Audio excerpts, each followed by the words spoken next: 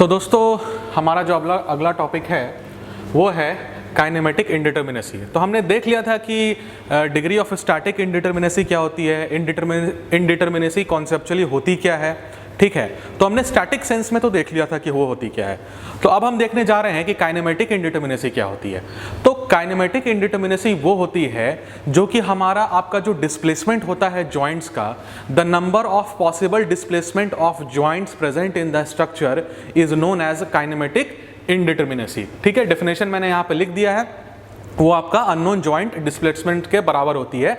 और एक इंपॉर्टेंट चीज इसमें क्या है कि इसको हम लोग डिग्री ऑफ फ्रीडम भी कहते हैं। डिग्री ऑफ फ्रीडम हमने अक्सर 11-12 स्टैंडर्ड्स में अपने सुना है कि डिग्री ऑफ फ्रीडम क्या होती है, तो आप वहां से इसको रिलेट कर सकते हैं और आपको फील आ सकती है कि डिग्री ऑफ फ्रीडम क्या होती है। डिग्री ऑफ फ्रीडम बेसिकली वो होती है कि वो कोई भी चीज हो तो उसकी फ्रीडम कितनी है, वो किन किन तरीके से डिस्प्लेस कर सकता है, किन किन तरीके से वो मूव कर सकता है, ठीक है। तो वो उस चीज़ की डिग्री ऑफ फ्रीडम हो जाती थी। सिमिलरली हमारे केस में हम क्या कंसिडर करते हैं, फ्रेम कंसिडर करते हैं, ठीक है। तो अगर हम फ्रेम कंसिडर करते हैं तो हमारे केस में जो जॉइंट का जो डिस्प्लेसमेंट हो सकता है वो उसका डिग्री ऑफ फ्रीडम हो सकता है, ठीक है। और दूसरी बात इसमें इंपॉर्टेंट ध्यान देने वाली ये है कि जब हम डिस्प्लेसमेंट मेथड्स यूज करते हैं स्ट्रक्चर के एनालिसिस के लिए, तब हमारे ये बहुत काम आता है, ठीक है। तो उसमें बेसिकली हमें देखना पड़ता है कि हमारा जो जॉइंट है वो कितने तरीके से डिस्प्लेस कर सकता है, ठीक है। तो उसमें ये काम आता है। ये तो हो गई आपकी काइनेमेटिक इंडिटर्मिनेसी। अब हम आते हैं कि हमारा जो स्ट्रक्चर है वो कितने डिग्री से काइनेमेटिकली इंडिटर्मिनेट है। That means now we are going to deal with the degree of kinematic indeterminacy. That means the degree of kinematic indeterminacy is represented as dk. So what would be the, now you can logically calculate that what is the degree of kinematic indeterminacy. Kinematic indeterminacy will be number of possible joint displacement minus number of joint displacements restricted or the number of existing support reactions. That's what I have written here mathematically, ठीक है। तो आपको ये समझ में आ गया, ठीक है यहाँ तक।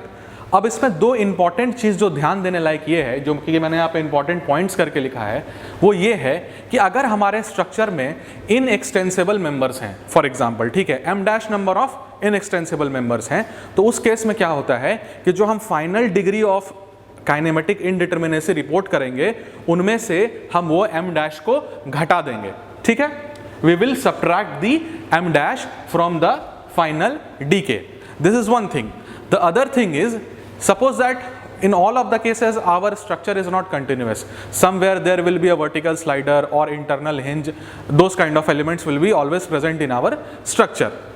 All right. So what to do in that case? In that case, what we will do? We will add the additional degree of freedom in our dk, and we will report the final dk after adding those additional degree of freedom as per the member. All right. So this was the basic concept of kinematic indeterminacy. Now what we are going to do? Now we are going to deal with the formulas for calculating degree of kinematic indeterminacy. So please stay tuned with me. Fine. I think those who want to take notes, they can take notes by pausing the video, because I have very limited space here, so I have to adjust everything here. All right. So now I will erase this part. This part will be present, and I will discuss the formula for degree of kinematic indeterminacy. All right. So let me erase this part.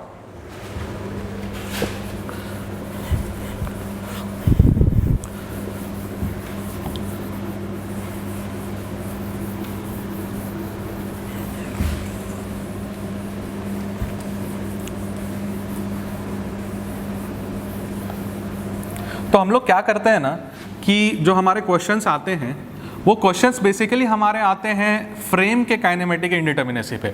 चाहे वो आपका concept हो, आपका कोई भी एक competitive exam हो, या आपके सेमेस्टर का पेपर हो, जो क्वेश्चंस आपको आएंगे वो मोस्टली फ्रेम से ही आएंगे। तो हम लोग ज़्यादा इधर उधर टाइम वेस्ट नहीं करेंगे और फ्रेम के ही बारे में डिस्कस करेंगे, ठीक है। तो एक टेबल बना रहा हूँ मैं यहाँ पे, मैं देखता हूँ अगर ये टेबल एडजस्ट हो गया तो अच्छी बात है, नहीं तो आप क्या करेंगे, अगर मेरा एडजस्ट नहीं हो पाएगा तो मैं तो एक एक करके फिर इरेज करके लिखूंगा, और आप क्या करेंगे कि अपना टेबल कंटिन्यूस बनाएंगे जैसे आपके नोटबुक में, क्योंकि स्पेस अवेलेबल होता है, ठीक है। तो मैं यहाँ पे लिखता हूँ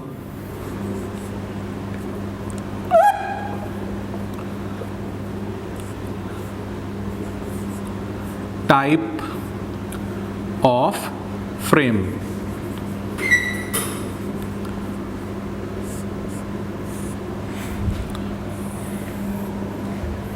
और यहां पे जो है आएगा हमारा डीके का फॉर्मूला। तो जो हमारा पहला है वो है rigid jointed plane frame. Alright, इसका जो फॉर्मूला होता है वो होता है, क्या होता है इसका फॉर्मूला? इसका फॉर्मूला होता है 3J माइनस R, ठीक है, where J is equal to number of joints in the structure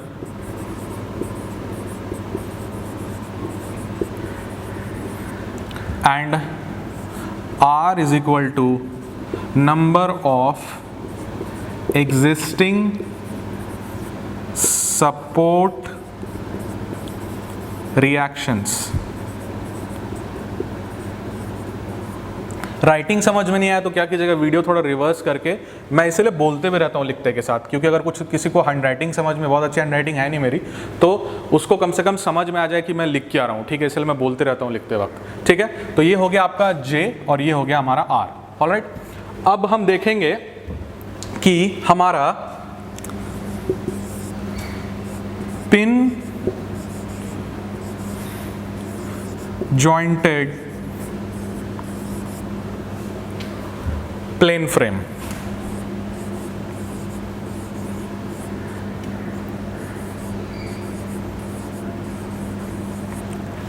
pin jointed plane frame, तो इसका फॉर्मूला क्या हो जाएगा? इसका फॉर्मूला हो जाएगा आपका 2J माइनस R। सेम चीज रहेगा, J का वही मतलब है और आपका R का भी वही मतलब है, ठीक है। अब अगला हो जाएगा हमारा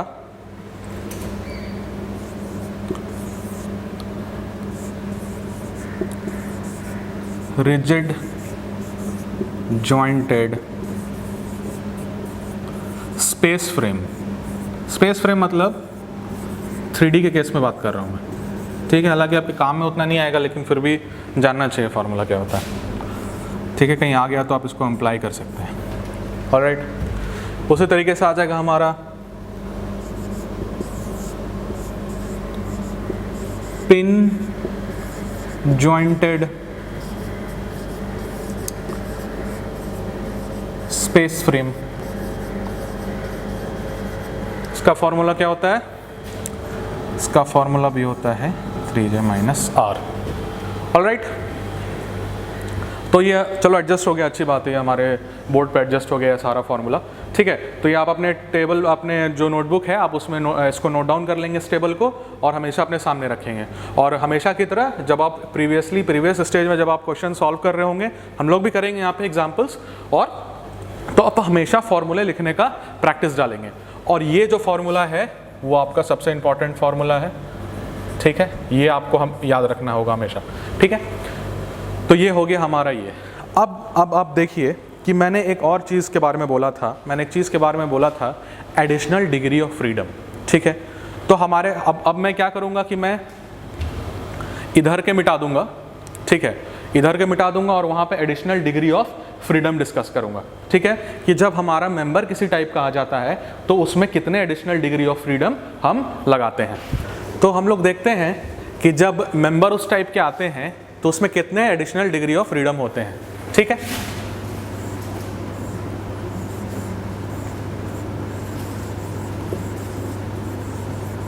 ये हो गया मेंबर, ये हो गया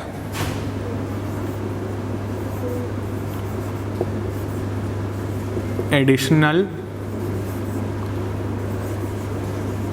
डिग्री ऑफ फ्रीडम, ठीक है।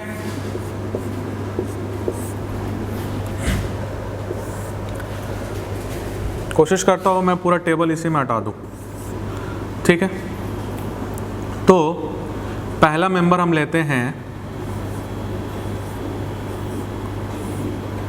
वर्टिकल स्लाइडर, ठीक है। तो इसमें कितने एडिशनल डिग्री ऑफ फ्रीडम होंगे? 4। दूसरा लेते हैं मेंबर रोलिंग हिंज, ठीक। इसमें कितने होंगे?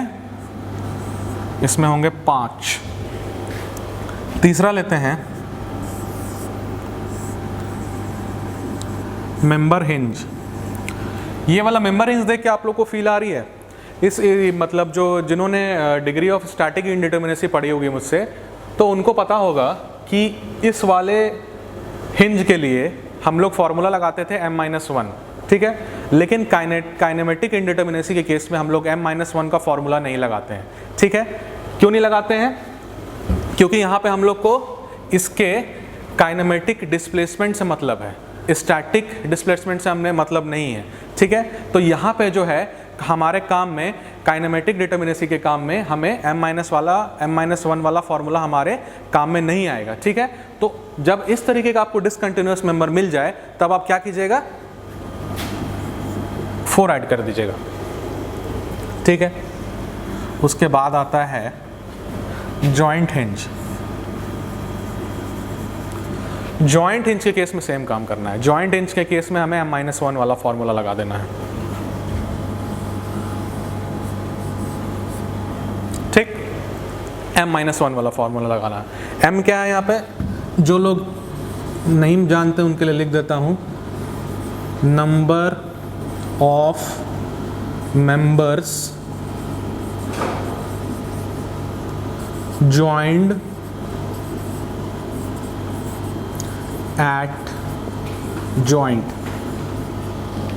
ठीक है। जहां पे m है हमारा number of members joint eight joint, ठीक है। तो ये फॉर्मूला आप याद रखेंगे, जिन्होंने अपने नोटबुक में नोट डाउन कर लिया है उनके लिए बहुत अच्छी बात है। ये फॉर्मूला ये तो बिल्कुल याद रखेंगे, हर जगह काम में यही आने वाला है, ठीक है। और ये आपके टिप्स पे होना चाहिए, क्योंकि हर जगह आपको क्वेश्चन में ये आ ही जाएगा कहीं ना कहीं से, ठीक है। तो मैं अब क्या करूँगा कि इधर वाला पोर्शन इरेज करूँगा और अब हम लोग डिस्कस करेंगे इसके एग्जाम्पल्स, हर तरीके के एग्जाम्पल्स, सिंपल एग्जाम्पल्स, जिससे कि आपको फॉर्मूले का इम्प्लीमेंटेशन पता चल जाए। फिर स्ट्रक्चर को धीरे धीरे कॉम्प्लिकेट करेंगे, उसमें इनएक्सटेंसिबल मेंबर्स लगाएंगे, उसमें आपका डिसकंटिन्यूअस मेंबर्स लगाएंगे, ताकि आपको किसी भी तरीके का आपको प्रॉब्लम को सॉल्व करने में आपको दिक्कत ना हो,